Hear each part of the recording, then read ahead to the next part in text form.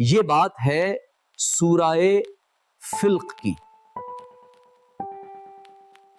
ہر طرف سے ہماری کوششیں ناکام ہو گئی ہیں، ہماری تلواریں بھی کام نہیں آئیں، ہمارا مال بھی کام نہیں آیا، ہماری سازشیں بھی ناکام ہو گئیں۔ صرف ایک رستہ بچا ہے، انہیں اندر سے توڑنا، انہیں ایسے جگہ سے مارنا جہاں اللہ کی حفاظت نہ پہنچے۔ کیا مطلب بھائی تمہارا؟ مطلب یہ ہے کہ جب سیدھا وار نہ چلے تو اندھیرے سے وار کرو۔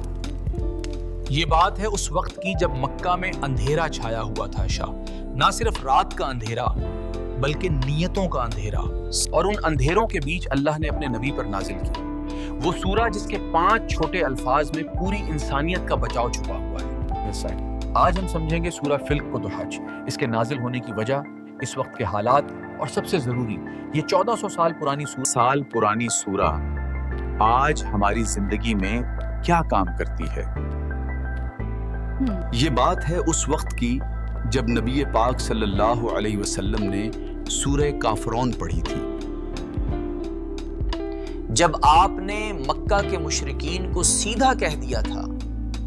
محمد نے صاف انکار کر دیا ہے، کوئی ڈیل نہیں، کوئی سمجھوتا نہیں، لاکم دینکم ولی دین، انہوں نے ہمیں صاف جواب دے دیا ہے۔ مکہ میں ایک کے بعد ایک طوفان آیا، بوائکاٹ، ڈیمیج ٹو دا باڈی، بہت ہو گیا، ان کو اور ان کے ساتھیوں کا حقہ پانی بند کروا دو، بوائکاٹ، کوئی بات نہ کرے ان سے، کوئی چیز نہ بیچے انہیں، گھر ویران ہو گئے، لیکن محمد صلی اللہ علیہ وسلم ثابت قدم رہے۔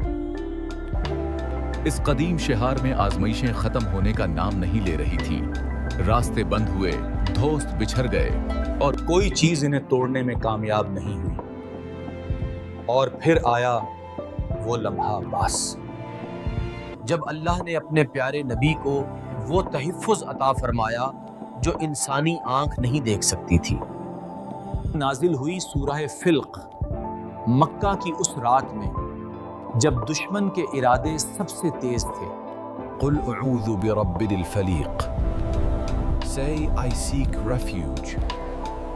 یہ بات ہے سورہ فالق کی، یہ بات ہے اس وقت کی جب مکہ میں اندھیرا چھایا ہوا تھا، نازل، اور ان اندھیروں کے بیچ اللہ نے اپنے نبی پر نازل کی وہ سورہ جس کے 5 چھوٹے الفاظ میں پوری انسانیت کا بچاؤ چھپا ہوا ہے۔ قل یا ایھا الکافرون لکم دسینکم ولی دسین، تمہارا راستہ تمہارا، میرا راستہ میرا۔ پہلا لفظ ہے نا قل، مطلب کہو، حکم دو، اعلان کرو۔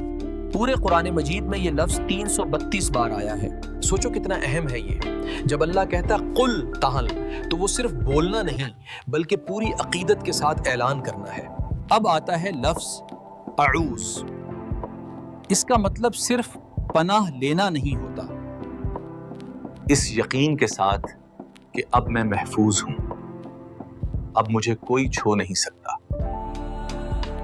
اعوذ کا مطلب ہے کسی کے سائے میں سما جانا، جیسے ایک ڈرا ہوا بچہ اپنی ماں کے سینے سے چپک جاتا ہے باہر۔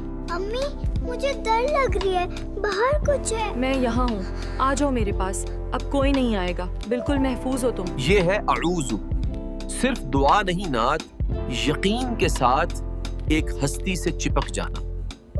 جب موسیٰ علیہ السلام نے سمندر پر لاٹھی ماری، سمندر نے فالاق ایکسپیرینس کیا، اس چیز کو اللہ، اور اگر یہ بھی کام نہ آیا تو سب قبیلوں کے طاقتور نوجوان چونتے ہیں، ایک رات میں کام تمام۔ پہلا لفظ ہے کل، کہو، حکم دو، ڈکلیئر کرو پوری عقیدت کے ساتھ، اور پھر آتا ہے اعوذ۔ اب آتا ہے سب سے گہرا لفظ فلق۔ فلق کے 2 گہرے مطلب ہیں۔ پہلا مطلب صبح کا وہ پہلا لمحہ ارکالا، جب رات اپنی چرم سیما پر ہوتی ہے، جب اندھیرا سب سے کالا ہوتا ہے اور پھر پھوٹتی ایک کرن، وہ پہلی کرن، انگریزی میں کہتے ہیں ڈان، وہ ہے فلق۔